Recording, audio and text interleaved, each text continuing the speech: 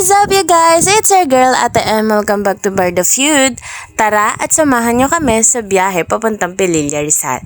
Isa sa mga sikat na destinations malapit sa Metro Manila na kilala sa napakagandang tanawin at sa mga iconic na windmills nito. Excited na kaming makita ang lugar, mag-enjoy sa view at syempre gumawa ng panibagong family memory. Kaya kung mahilig kayo sa road trips, food trips at nature views, siguradong magugustuhan nyo ang vlog na ito. Pero bago tayo makarating sa ating destination, kakain muna tayo! Alam naman natin na hindi kompleto ang road trip kapag walang food trip, kaya tara, samahan niyo kami. At habang nasa biyahe tayo, unti-unti nang nagiging mas relaxing ang paligid, maraming puno, mas presko ang hangin, at syempre, mas gumaganda yung view habang papalay tayo sa syudad. At ayan na, malapit na tayo sa kakainan natin. At habang papunta tayo doon, makikita niya na rin sa malayo ang dahilan kung bakit tayo pupunta ng Pililla, Rizal.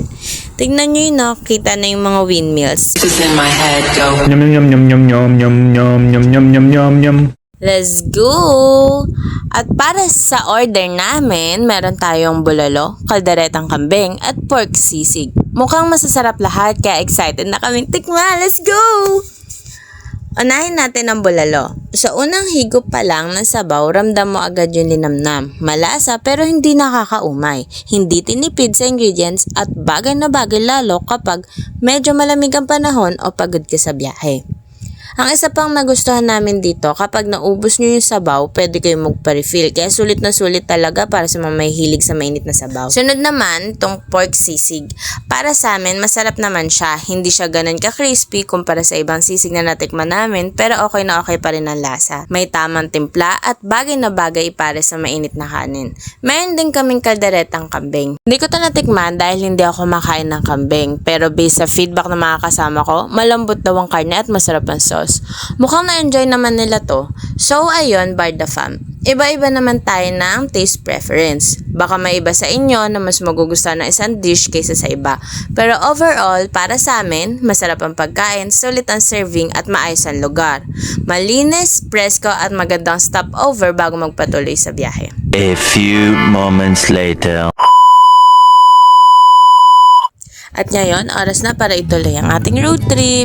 Isa sa mga pinakamasayang parte ng road trip ay hindi lang yung destination, kundi yung mismong biyahe, na habang nasa daan, makikita mo ang iba't ibang tanawin. Na pagdating mo sa ganitong klase ng lugar, parang pansamantalang nawawala yung stress at pagod mula sa araw-araw na routine.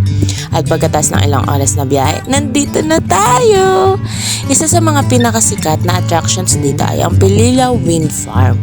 Talagang mapapahanga ka sa laki ng windmills at sa ganda ng tanawin sa paligid. Pero alam nyo ba na bukod sa pagiging tourist spot, may mahalagang purpose din ang mga windmills na ito?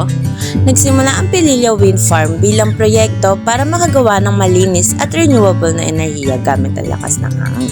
Tinayo ito ng Alternergy Wind One Corp at nagsimulang mag-operate noong 2015. Mayroong 27 wind turbines dito na tumutulong sa pagbibigay ng kuryente sa libo-libong kabahayan.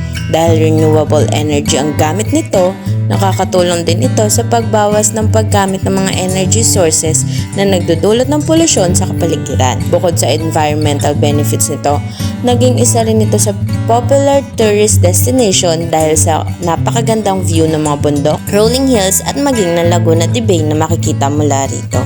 Grabe, ang sarap lang tumambay dito. Presko ang hangin, tahimik ang paligid at sobrang relaxing ng atmosphere. Hindi nakapagtataka kung bakit maraming bumibisita dito para mag-picture, video, relax o simpleng mag-enjoy lang sa ganda ng kalikasan.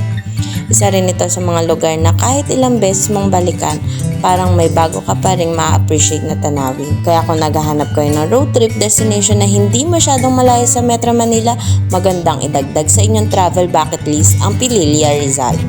Perfect ito para sa family trips, barkada adventures o kahit simpleng quick escape mula sa city life. A few moments later. At bago tayo tuluyang bumaba ng bundok, may isa pa kaming napuntahan, isang bilihan ng fresh buko. Syempre, hindi namin pinalampas ang pagkakataon. Syempre, walang tatalo sa natural na buko pagkatapos ng mahabang biyahe. Sana nag-enjoy kayo sa ating food trip and adventure dito sa Pililla, Rizal. Kung nagustuhan nyo ang video, don't forget to like, comment, and subscribe for more adventures. Thanks for watching, Barda fam!